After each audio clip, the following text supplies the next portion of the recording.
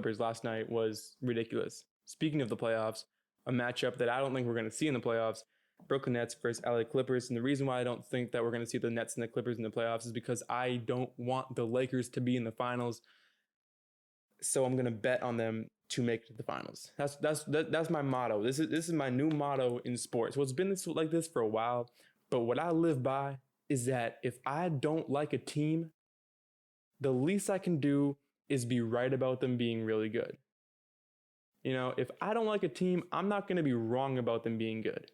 If I don't like a team, they are the best fucking team. I'm going to bet all my money on that team because shit, I always bet on the team that I don't want to win. That way, if the team I want to win wins, okay, I lose my money, but the team I wanted to win. Now if the team that I don't want to win wins, then shit, the team I wanted to win loses, but at least I got money now. At least I made some money. So that's the way I roll through life. You know, and I think it's a flawless way to roll through life. I always win and I always lose. Now perspective, I have the ability to change my perspective. So I just look at the positive side and I'm like, yeah, I won every time. I lost money, but my team won. My team lost, but I got money. So I'm unbeatable in that facet. But yeah, so as much as I think that this could happen, I'm not going to say it's going to happen. Nets Clippers, it's a great game though. It was hype all the way through. The Clippers, they are an amazing first quarter team and they came out the gates flying. Kawhi Leonard had me 30 fantasy points at halftime. Or no, he had me 30 fantasy points at the halfway mark of the first quarter. This guy just didn't miss a shot in the first quarter. He was going off. He went through a slow second and third quarter, struggled. Fourth quarter, picked it back up again, hit a clutch and one layup, hit the free throw. And I mean, speaking of clutch shots, Paul George hit a clutch shot. Kevin Durant, that fucking pull up three to put the Brooklyn Nets up 10 with about 2 minutes left. Ridiculous. Kyrie Irving just went off on this whole team. Kyrie, I think, he led all scorers. Kyrie and KD led the way down the stretch. And really, when I watch the Brooklyn Nets, I think that the first 3 quarters, this is everybody's offense.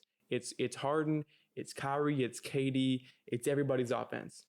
But in the fourth quarter, it's Joe Harris. But in the fourth quarter, it's a 2-man offense. It's Kyrie's offense and it's Kevin Durant's offense. It's those two guys. You could argue they're the 2 most clutch players in the NBA. I mean, that's a reasonable thing to say. That KD and Kyrie are the 2 most clutch players in the league. I think even if you don't believe that to be true, you have to admit there's definitely an argument for that to be true. But what I don't understand is there was a moment, I think it was about 3 minutes, or it was like 2-3 minutes left in the game, and it was like a 6-7 point game. Brooklyn Nets had the lead. I think it was closer than that. But they let James Harden ISO for an entire possession, and he jacks up and he bricks a 3. Now, Harden made some big plays in the fourth quarter, made some big plays all game. He's made some big plays all season. But when I got KD and Kyrie on the court, do I want James Harden to take the most important shots? Hell no. Hell no. Literally, you have KD and Kyrie, 2 guys who are known for being clutch.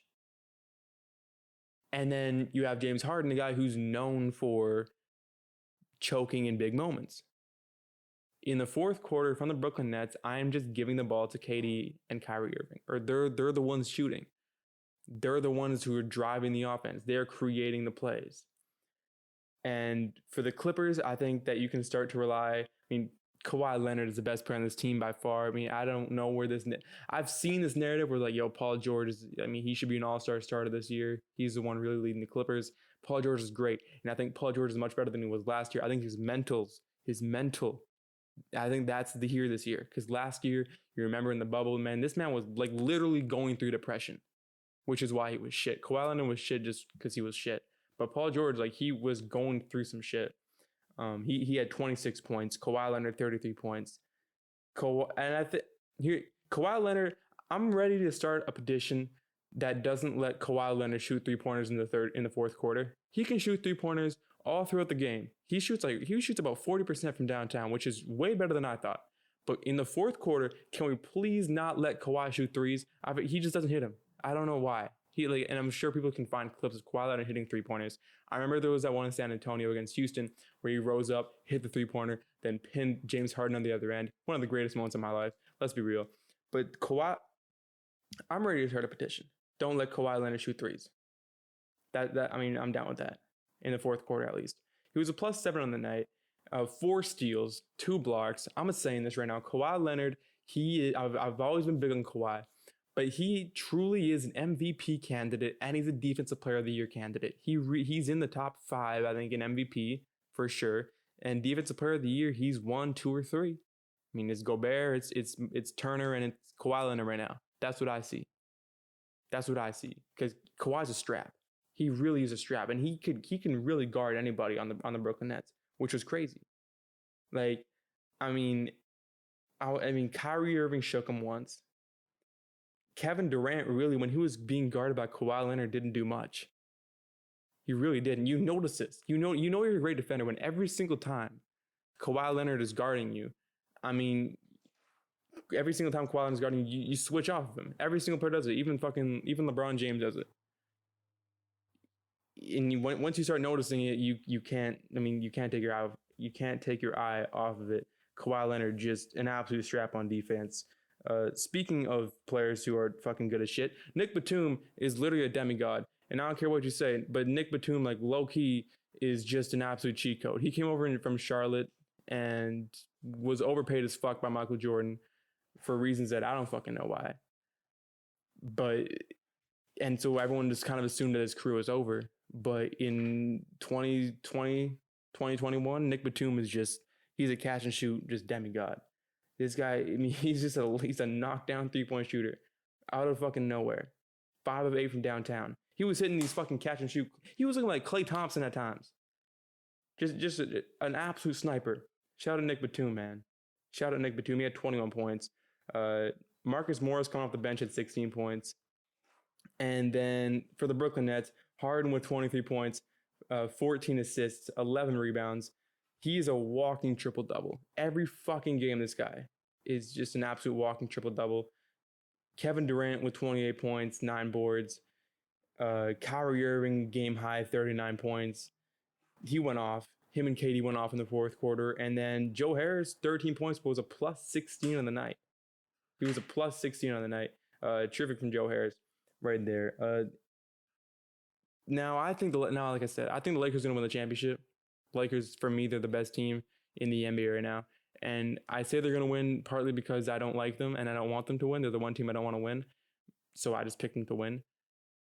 But also, the Lakers, as much as I think the Lakers are favorites, the Clippers and Nets both look like they could beat them. I don't think they will, but you're lying to yourself if you don't think a Lakers-Clippers series is going less than 6 games. That bitch is a 6-7 game series. And I'm saying right now I'm leaning 60-40 Lakers. Same as the Brooklyn Nets. Brooklyn versus Lakers, that's a long series. That's 6-7 games, and anything can happen in those long series. Anything can fucking happen. I give the Nets a better chance to beat the Lakers than the Clippers. But we got a real big 3 right now in the NBA as far as contenders go. The Lakers, Clippers, and Brooklyn Nets. They all look really good. Philadelphia out of the East looks good. Milwaukee coming out of the East looks good. Utah out West, best record in the NBA at 16-5, but it's hard to say the Jazz are a contender. It's just hard to say. I want, like, out of the reasonable team, or out of the top teams right now in the standings, I want the Jazz to win just because they're the underdog, and it'd be funny as fuck to see how mad everyone gets at Rudy Gobert for winning. I think that'd be fucking hilarious. But yeah, I mean, Denver, they're looking really good this year. Out in the East, Boston with a big win against Golden State the other night. Indiana has been surprising a lot of people. Milwaukee, like I mentioned. Brooklyn, like I mentioned. 76, like I mentioned. This is going to be obviously a great playoffs. In the Eastern Conference, like last year, the first round isn't going to be very exciting because there's sort of that big, right now it's kind of that big 5. Hawks, Cavs, and Hornets kind of rounding out the top 8 in the East. But speaking of teams in the East who are contending for the playoffs, the Toronto Raptors